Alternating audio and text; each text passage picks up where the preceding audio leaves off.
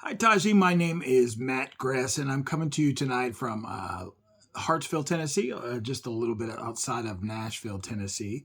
I just want to respond to your post. I found your thoughts interesting, and let's just dive in. So, you chose to highlight cognitive behavior therapy. And I like that you say the reason that this strategy appeals to me so much is because it allows you to modify not only your way of thinking, but also your behavior. And I like this next sentence. In a world of unpredictability, the way we think and act has a big impact on how we live. There are times when things happen so quickly, there isn't enough time to understand what's going on. And there's a lot to unpack in there. First of all, I agree. Cognitive behavioral therapy is very helpful in all its forms because it's really it's a framework, and lots of strategies are used within that framework. And just to back up what you're talking about, why cognitive behavioral therapy is certainly effective. In fact, Gary Collins in Christian Counseling from 2007 on page 151 says cognitive behavioral interventions. A massive body of evidence demonstrates the effectiveness of cognitive behavioral approaches where the focus is on helping people change the way they think and or change their behavior.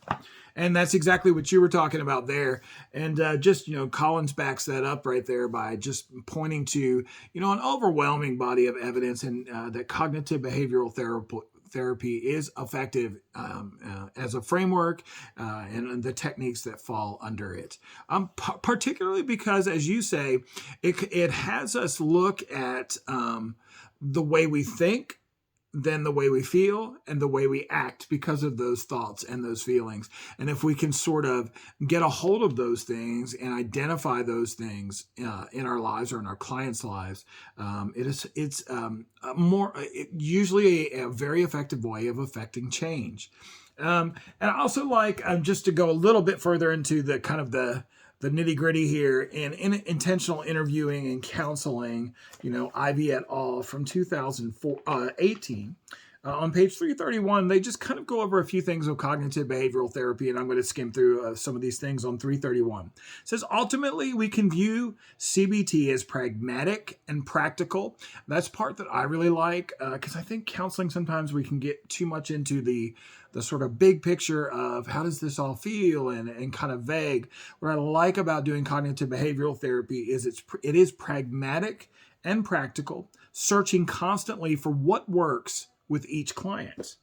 And I think that's important too when we're looking at cognitive behavioral therapy is that it's not a set book of rules, so to speak. This works for everybody and this works for everybody. It's really trying to find what works for this client. And so, they go on to talk more about how it affects behavior, that it can be monitored and altered. And finally, desired behavior change may be affected through cognitive change. And so, thank you for your thoughts, Taji. And I like how you talk about how you're going to use this going down the road and how, you saw a lot of people who were in pain or unhappy because of their inability to heal, and that some of these strategies could have helped some of those people. I hope you have a good rest of this class.